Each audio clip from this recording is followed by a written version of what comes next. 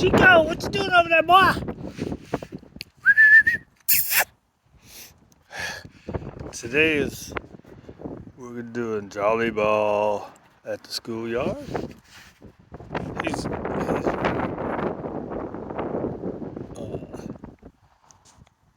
man, it got chillier. I'm glad I put on my heavier hoodie. It's chillier now than when I had the other ones out. What was I gonna say? Oh, I was gonna say something about mental stimulation and exercise. So there's a lot of hey, don't go that way. Ah, good boy. I think because I don't want to work. I don't want to work today. So there's a big push for mass mental stimulation everywhere, right? Like, at least that's what I'm seeing a lot is mental stimulation, and all dogs are different, right? Some dogs need to work every day. Some dogs exercise is just fine. And then exercise, and then you go to a different environment, right? So we come here once a week, but it's still a different environment, right? So for a lot of dogs, that's all they need.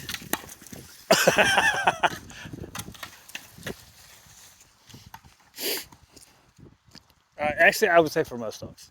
For most dogs, all you need is some exercise. Exercise, a little bit of structure.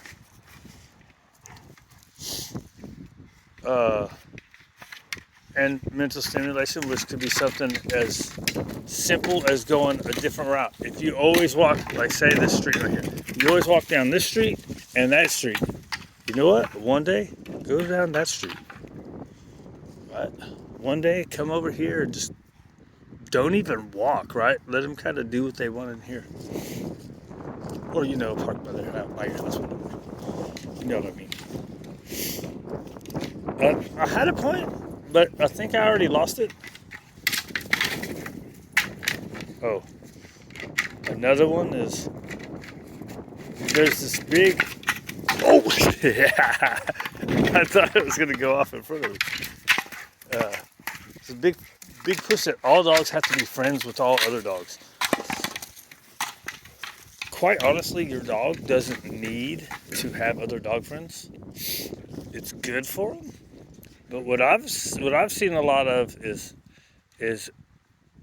overexcitement reactivity because they have too many friends or they've been over-socialized, right? So now when you go out on a walk, hey, I want to go be that guy's friend. Or the dog's in the car and, hey, I want to be that guy's friend. And just barking and going nuts. And it's because there's not enough, that's what I was going to talk about. There's not enough value in the people anymore.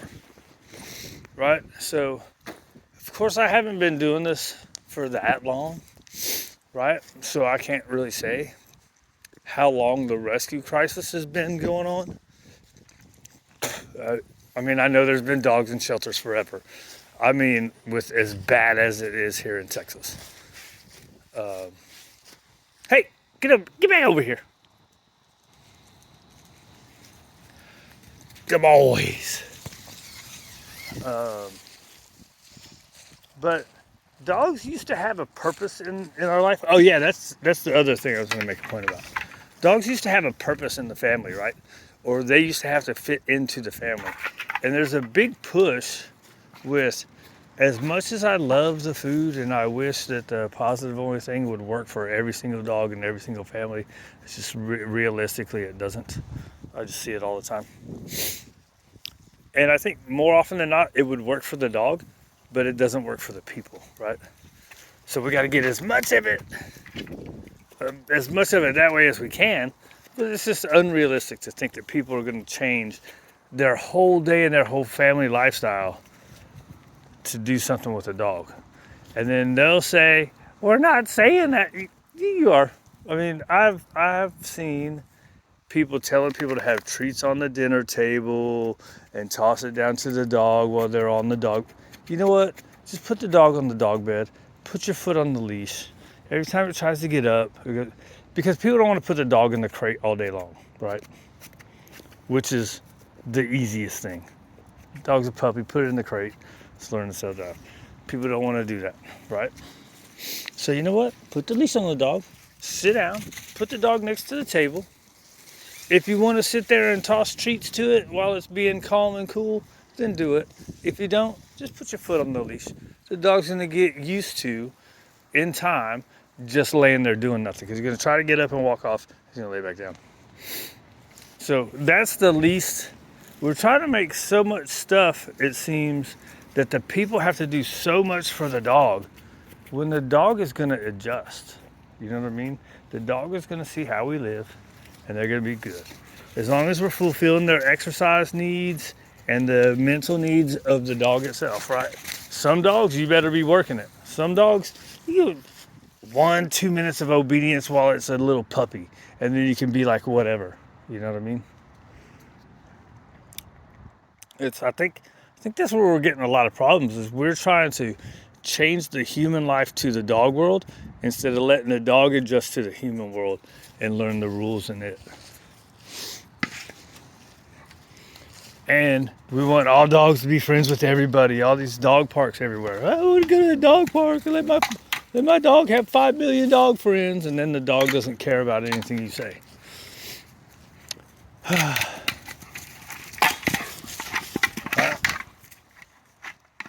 Now sometimes it sucks. Like for this guy, he did pretty good a couple times with group with me, and then there was just too many times he went after other guys. And so now he's seeing all these dogs come in, he gets excited. I'm like, hey dude, you gotta settle down. So it sucks. He sees all these other dogs coming through the door. Now he gets to be desensitized to it, right? He learns to calm down and be cool. But I feel like 55% of the time he just wants to play. But 45% of the time he wants to kill them. Not necessarily in my house. In my house, it almost always looks like play. But when we're out and about and we see dogs,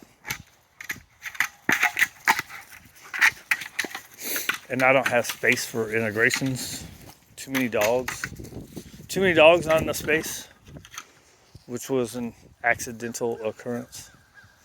It was emotional decisions. To keep a dog, save a dog. Oh my God. Saved 2 dogs. Now my house is way full. Can't get rid of him. This guy been with me for way too long. His nice lady sponsor, paying for him to be in boarding since July of two Julys ago. So almost 2 years. February, March, April, May, June, well, year and a half. A year, you came to me the end of November. A year and 2 months with me, and then 4 months, I think, at least somewhere else. I'm sure somebody else could do a lot better with them that had the space. But, you know, some stuff gets a certain way with these old guys, and you're not going to change it. Or, in the least, I don't have the space in the hands to be able to change it and work it. So we get stuck in management. And I just do as best I can. And we got other ones coming in that have the same issue. They go to foster, been in foster with all these dogs, get adopted with another dog, has a hard time with that dog. Because there's never the slow roll, right? Everybody wants to just put the dogs together, right? There's never the give it time to adjust, give it time to learn the rules. I shouldn't say never, but that's where a lot of problems come in. And especially in the rescue world, everybody's like, oh, love is just enough. Love, cuddles, and hugs. And then we get all these guys like this. Now they've had dog fights after dog fights after dog fights.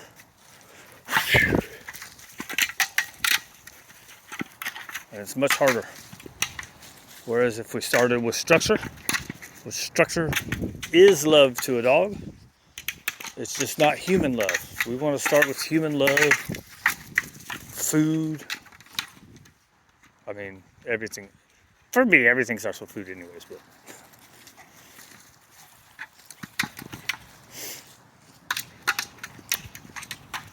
Anyways, oh, yep, again, I went 5 minutes past what I was planning. Probably went off track a couple times. Anyways, we're out of here, dude.